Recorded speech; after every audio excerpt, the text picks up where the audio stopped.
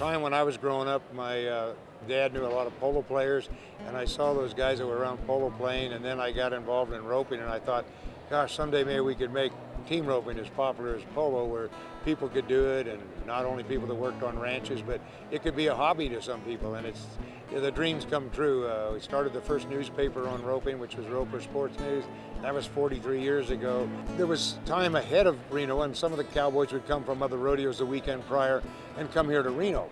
I thought it'd be nice if we could have this roping and have it a couple days before Reno. They could get here, relax, get their horses used to the altitude, but we could move it here. The roping started the BFI in Chowchilla, and it went to Las Vegas, and it went to Texas. If we would be in Texas today, it would be far more popular than it was. I was just far too advanced. We were 22 years ago, we tried it down there at Smith Brothers in Denton, and they just weren't ready for it.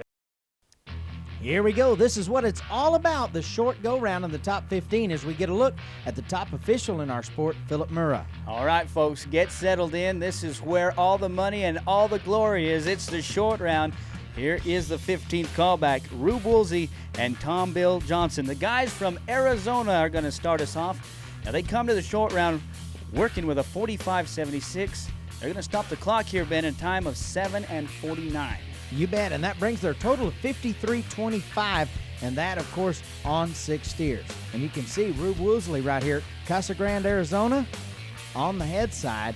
He cruises up to that steer, and you can see the head rope go on, and he moves that steer to the left for the heeler to go to work. And Tom Bill Johnson takes one nice shot as he locks it down. Here comes Jake Rodriguez and Brandon Bates out of California. They are 45.03 here. Now you notice one hind leg, and that means a 5-second penalty. So they were 6.06, and that turns it to 11.06, bringing their total to 56.09. That's going to place them second right now. Let's transition now to the 13th callback, a team out of Washington and California. B.J. Campbell on the front side and Dugan Kelly. Now, they've put 5 together, folks, in a time of 44.60. Let's see what happens here in the short round as they get set to go to rope their final steer. Now, B.J. Campbell on the head side out of Benton City, Washington. This guy is an all-around hand. He's a team roper. He's a calf roper. This guy can do it all, and he gets it on the front. His partner, Dugan Kelly, well, things don't go good there for him, Farron. They're going to receive a no time. Oh, trouble here. Now, that run right there, Ben, a no time will cost them thousands of dollars. That is right, and we're going to move to the next team out. And here he is, Chance Kinney, Anthony Camelot. Chance Kinney is the reigning national champion header in the Intercollegiate Rodeo Association. Yeah, he's just coming off of that great win, drove all the way here to Reno, Nevada, and teamed up now with Anthony Camelot. They are 43.99, and here they're going to be 15.76. Well, the reason that they're 15.76 is because our header right there failed to give that steer the head start. Thus, he broke the barrier, so we assess a 10-second penalty. They actually caught the steers, you can see, in a fast run of 5.76, but we put 10 on them, 15.76. They're now 59.75 in the average. Slow motion, that was an amazing shot from Anthony Camelot. Oh, great heel shot. Here comes Eric Rogers. He's teamed up with Monty Joe Petska. Eric Rogers, a young gun in our sport. Monty Joe Petska, this guy is a veteran, been doing it a long time. That's right, and if you ever get an opportunity to be around Monty Joe, the guy loves to tell jokes. He's a great guy, overall individual. Problem here, no time in the short round. All right, here's some more kids after it. It's Quinn Kessler and TJ McCauley. This team from Utah and Nevada. And you get a look at Quinn Kessler as he gets it on the front side. They're going to catch this steer in 7:39. And they were 42.84 coming here to the short round. Their total is now 50.23. They're going to take over the lead right there. What's amazing is we've got an opportunity to watch these kids grow and then compete. And there's Chico. He's doing the fist pump for old TJ. All right, here's the next team, a good team, Joel Bach and Rich Skelton, Farron. Yes, these guys right here. Joel Bach, of course, the son of Alan Bach, world champion, and Rich Skelton right here. So you're kind of seeing the future and the past, and together they can still do it. That's right. As you get a look, Rich Skelton, 8-time world champion. They're 7.69. They're now 50.21. They take the lead. by just a little bit. We're going to go to the top 8 teams, and here's Cooper Wimberly and Matt Garza. These guys out of New Mexico. Yes, these guys from the land of enchantment coming here with a 42-41. You watch Garza here on the backside. He's going to reach out, and he just gets a leg right here. They're going to be 692. Remember, 5 seconds added to that, 1192. Their overall total now in the aggregate, they are 54 and 33. Wow, wow, wow. As you get a look there, he kind of loses that leg. Here comes T. Woolman and Walt Woodard. Both of these guys world champions. They're 42-17 to come here to the short round.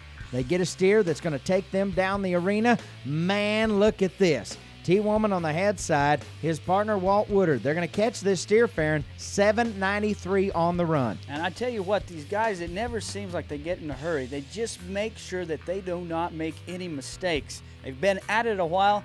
Watch this Walt Woodard right here, puts it together. They're going to be now on this steer 50 and 10, currently number 1 in the average. Here comes the team of Justin Davis and Cole Davidson. Both of these guys from Madisonville, Texas. They're 41-59 to qualify here to the short go round. They are the 6th callback. And look at this. Nice work. Man, 642 on this run. Now, that is absolutely amazing. Watch this head horse right here. Has a nice little move coming out. Gets him right there on the horn, goes left, sets that steer up just right. Oh, that looked good. They're 48.01 in the average, and they are now number 1 as we go to the top 5. Here is Luke Brown and Martin Lucero. They're 41.02. Now, we got to watch them in the first round, folks. They've survived it.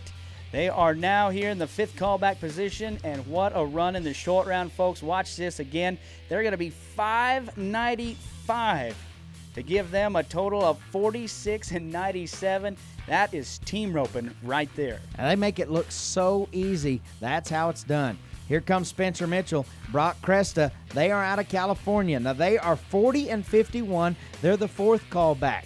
Spencer Mitchell here on the head side, ropes that steer slick around the horns. His partner Brock Cresta, oh, they get him right there, but one hind leg as we get the signal from the official, Philip Murrah. So a time of 7:39 turns to 12:39. They're now 52.90 in the average. So you notice that 5 seconds there is going to cost them big bucks.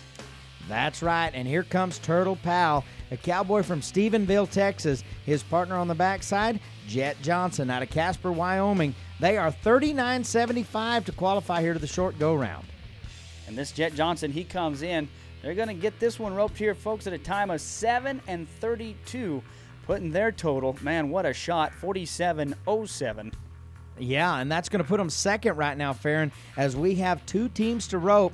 And here's a team from Pueblo, Colorado. It's J.D. Yates and Jay Wadhams. They're 39.37 to qualify here to the short go. Absolutely amazing. These guys right here, look at that, like clockwork. You can count on it. They're 6-55.